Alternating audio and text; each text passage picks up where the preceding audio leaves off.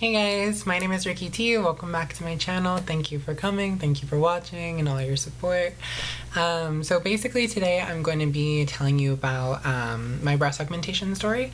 Basically, if you are a follower of mine, then you know that I have a part 1 to my story. That was basically getting like your recommendation letters, going to see my doctor. I was seeing Dr. Mofed in San Diego, California, because that's where I'm based out of. And just like all the details and all the info on that. My second video was going to be about doing like your pre-op appointment and then also like after surgery and everything, because I didn't want to do a video that was like 3 parts. Originally I was going to do a 3-parter, and then I had my pre-op appointment and I was like, well, this was really kind of short, like I don't want to like make this and like cheese this out into 3 videos when really it could be made into just 2. But I was seeing Dr. Mofed in San Diego, California, because that's where I am based out of, and I was going to have my surgery with him on the 19th of September, whatchamacallit, and I'm sure many of you, if you know that, and you know, like, on my Instagram and my stories and all that kind of stuff, then you know that I did not have my surgery. I did not have my breast augmentation. I still am just me. Which isn't necessarily something that I want. Basically what had happened was, and I'm sorry for anybody who has been worried about my health or anything, like, no, I'm completely fine, I'm healthy, like, it's good. Emotionally, I'm really kind of damaged, but that's another topic. So basically, we'll start from the beginning. I had my surgery on the 19th, everything was good, everything was prepped. I was supposed to get into the doctor's office at 5:30 a.m. and then my surgery was going to be at 6. Basically, I got off work the night before at 9 p.m. and I work probably about like 20 minutes away from where I live, and that's not normally bad, but I do Uber to and from work every day because I don't drive, whatchamacallit. And so it normally takes me about an hour to get home because I take, like, when you Uber, I'm sure you know, like, you have a pool option and you like ride with different people, and then it takes a little bit longer. So it takes me normally like 45 minutes to an hour to get home. So I got home probably around 10. I had to make food immediately because I wanted to be able to have something in my stomach and like eat because I hadn't all day. And then like still be okay for my surgery because you have to wait the 8 hours. So I basically made something really quick. It took me like half hour, 45 minutes to make. I just made some like chicken and vegetables and everything, and then had that, went to my room, cleaned everything. I might not look it right now. I have, like, if you see in the back, like, this is part of my closet. It fell down. Life's been hectic. But so I cleaned my room, I did laundry, I took off my makeup, I showered with HIPAA cleanse because you have to shower with HIPAA cleanse the night before and the morning of whenever you have surgery, or at least that's what my surgeon and my pre-op nurse said, because it, like, I think it like sanitizes your body. I don't really know what it does. I just follow the instructions. So I did all that, and then I also just did everything I could, and I was so like, I can't stress enough how excited I was for the surgery. Like, I basically was thinking all day, like, oh my god, I'm gonna be able to like go to get my surgery tomorrow, and then I'm gonna wake up from my surgery and I'll be able to look in the mirror and I'll see myself, and I'll really see myself, and it really, like, it meant the entire world to me, and I was over the moon excited for it. So excited that I could not sleep. Like, I literally was trying to fall asleep. I was laying in my bed. I could not fall asleep. I had music playing. I was doing everything I could. I took melatonin and I still couldn't sleep. Like, it just nothing I did worked. And then basically it got to around like 1:32 a.m. Mind you, I have to be at my surgeon at 5:30, and I was like, you know what, I'm just gonna stay up, it'll be fine. Like, I'll be fine. Like, I'll just stay up. It'll be good. I'm going to be resting a lot anyway the next day. And I was texting some people, and they were like, Rikki, you have to sleep. And I was like, what do you mean? They're like, no, like, you have to sleep before surgery. Like, it's required. You have to do it. Like, your body needs to rest. You need to be able to adapt to the surgery. Like, it's something you have to do. And I was like, well, I'm afraid I'm going to miss my, like, I'm afraid of it. Like, I don't want to oversleep. They're like, no, Rikki, you'll be fine. Like, set alarms. You'll be good. Like, it'll be fine. And, like, you have roommates anyway. And I was like, well, it's my responsibility. Like, I don't know.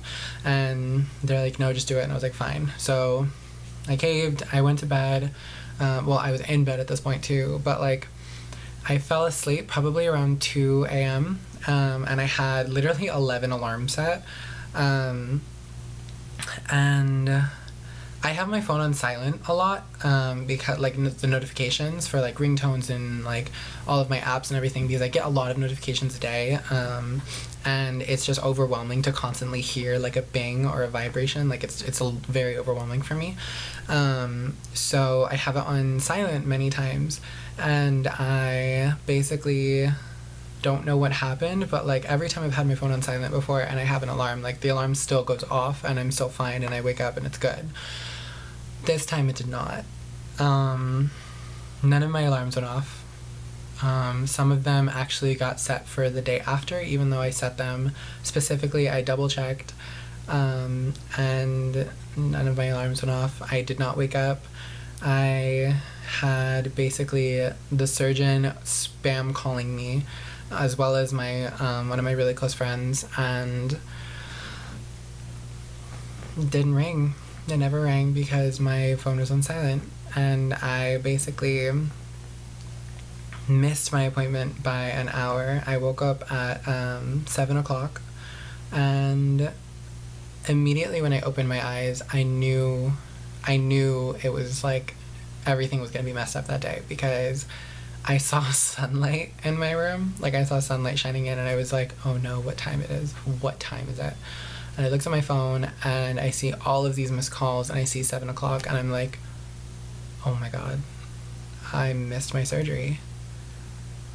And I called my doctor immediately. I said, hey, like, I was supposed to have surgery at 6. I don't know what's, like, I overslept. I was so excited last night. Like, I just couldn't fall asleep. And then, like, all of my friends told me I had to, so I went to sleep, and I overslept, and I'm so sorry. And, like, you guys don't understand how much the surgery means to me, and like I really like want this. Like, can I meet with Dr. Mofed? Can we reschedule? Can like we have a 1-to-1? Like, can something be done?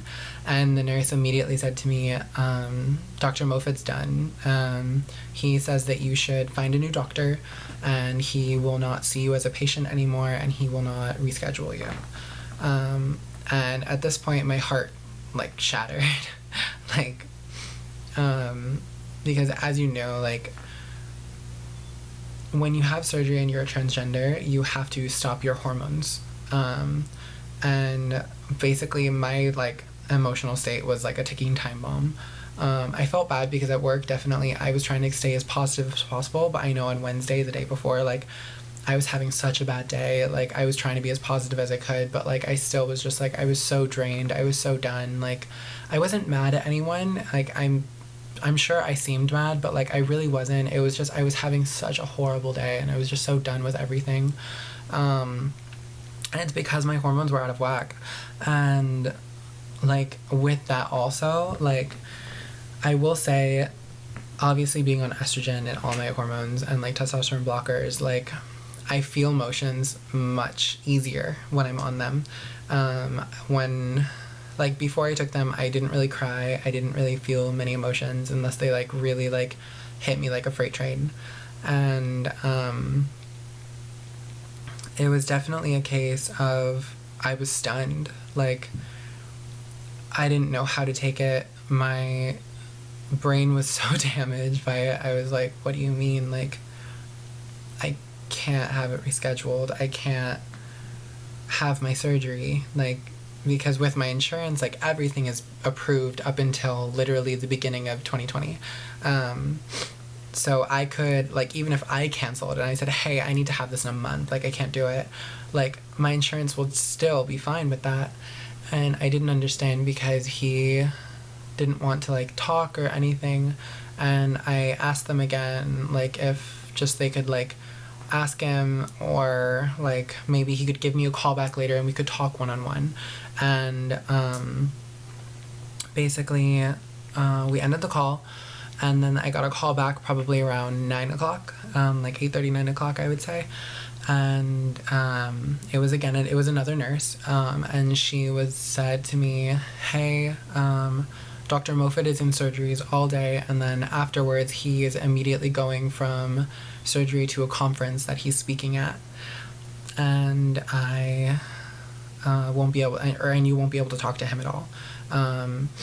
But he basically says that he's not going to change his mind and that you should find a new doctor. And it really, like, I couldn't believe it. Like, I was like, well, is there any way, like, I can talk to him in the future? Like, can I maybe, like, have his email even so I could send him an email? And literally, I still haven't written the email. And it's a couple days after. It's just been really, it's been a lot for me. And to sit down and even, like, make this video, like, it does hurt a lot.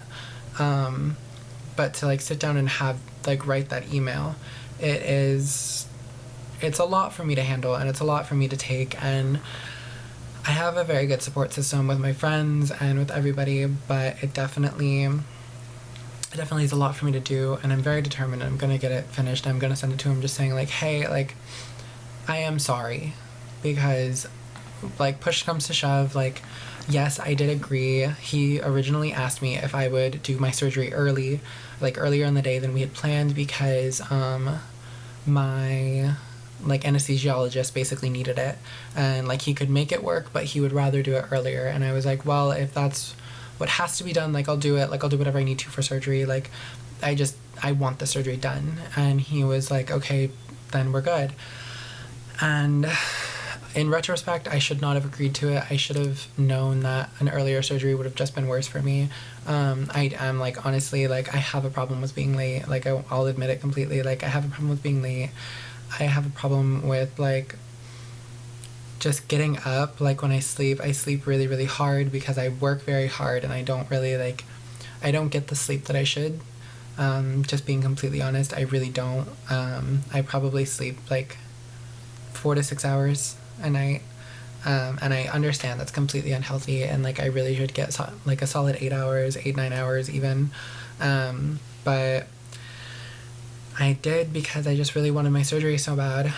And, like, I just want to basically tell him in this, and, like, that, like, and this is to you as well, like, as my viewers, like, it is my fault. Like, me not getting my surgery is my fault. Like, I know I have some people who are so mad, like, they're mad at my roommates because they didn't wake me up, but, like, in reality, it's not my roommate's responsibility to wake me up. Yes, one of my roommates was driving me to surgery and driving me home, but in reality, it is not their job whatsoever to get me up for my surgery. Like, my surgery was supposed to be for me, on me. Like, it's my prerogative, and I accept that I messed up. It's probably one of the worst mess ups I've had. I've definitely had a couple pretty bad mess ups, but, like, this one hurt. It hurt a lot. Because I want the surgery. Like, it's not, and this isn't me saying that, like, trans women have to have surgery. Trans women do not have to have surgery to be beautiful. Trans women do not have to have surgery to, like, be themselves, to be beautiful, to be women. Like, it doesn't mean anything having surgery or not. It really is what's, like, in your heart, what you feel, how you are. For me, I know that I desperately do want those surgeries, because I do feel like that it'll basically, like, help myself. Just, like, see myself in the light that I want to see myself. And, like, that's not me saying that, like, I don't see myself in a light. Like, I do. Like, I work very hard, and I see that I work very hard, and, like, I have done so much for myself, and I have come so far. But, like, there's certain things that, like, you want and you want to do, and it's a lot. It's a lot to explain in words as well. Like, I feel like most people will understand, and especially trans women, like, they'll understand exactly what I mean. That, like, even though you are completely comfortable being yourself, like, there's always that one little bit of, like, am I enough? And, like, honestly, I don't really care if I'm enough for other people. I care if I'm, like, enough for myself. That's why I'm always constantly trying to be better in beauty, better in my business, better in everything I do, because I want to be able to make other people smile. I want to be able to be an, like, good example for people. I want to be a good influence for people. And it's just something for me, really. And I feel like that's probably selfish, but it just is. So again, thank you so much to everyone who has, like, understood that, like, why I have not been on social media and why I have kind of taken a little bit of a break. I haven't been, like, I've been on social media, like, just looking at stuff, but I haven't been, like, posting. I haven't really been, like, doing too much. I've kind of, like, eased myself into it, because definitely for the day of that I did not have my surgery and then a couple days after, like, I was in a very dark place. I definitely blamed myself for a lot. It was just not good. And I honestly, like, I don't think I've ever felt uglier in that time. I just felt like I wasn't pretty, and I wasn't good, and I didn't want to post, and I felt like no matter what, like, I wasn't that person. And that's not really who I am. That's not who Rikki T is. That's not who I am as, like, a person. Like, I am always about self-confidence. I'm always about self-love. I'm always about loving yourself. But, like, I didn't love myself whatsoever in that time. And I just needed the, like, couple days to really, like, bounce back and to really just recap on things. And it definitely is good that I did take some time away to, like, really gather my thoughts, gather my feelings, gather myself, and then make this video, because as, like, you guys know, I do like to do my videos very raw cut. I like to just, like, open the camera and talk to you guys, unless it's, like, a tutorial or something or a review. I really just like it to be my honest truth with everyone. And it literally is, like, 10:30 at night right now. Like, yeah. This is just me telling you guys that I am thankful for everyone who is worried about me, and everybody who has cared about my surgery and, like, sent me a remark or anything. But I'm okay. I definitely am working at trying to get my my neck surgeon. I'm talking with my coordinator, Tracy O'Brien, who helped me find Dr. Moffitt in the first place, and I'm hoping she'll be able to connect me with another doctor, or even just input my references at a couple I've looked at, just so then I can start the process and figure out when, like, how far away it'll be till I can have my surgery again. Basically, like, I'm not restarting the race, but I'm definitely starting it at, like, a checkpoint at, like, 1/4 of the way there. And that's hard for me to handle, but I know I can do it, and I know, like, I believe that definitely, like, maybe it's for the better. Like, maybe Dr. Moffitt wasn't meant to be my surgeon. Maybe he, like, even though I really thought that, like, we had a good connection, like, maybe we didn't have a good connection, and, like, I don't know, maybe it'll just be better off that, like, I have my surgery elsewhere, and, like, maybe I'll have, like, a better sizing, and I'll be okay. And I'm sure I'm gonna be okay. I'll be fine. And I'll definitely be able to bounce back and be everything I want to be. But in the meantime, I'm gonna go back to making content. I'm gonna go back to looking at myself in the mirror and doing my makeup and making videos for you guys, and, like, Instagram posts and everything, because I just want to continue to be myself regardless of surgery or not. because I'm always going to be me. And that's never going to change. And I'm the only person that can be me, so I can't sulk for the rest of my life. Yeah. I hope you guys have a really good day, and thank you so much for watching my videos, and thank you for being here to support me and my journey and everything. If you like my video, do all the common YouTube stuff, and I will always thank you for it. So thank you, and I hope you have a wonderful, blessed morning, night, whatever time it is for you, and I'll see you guys next time. Bye.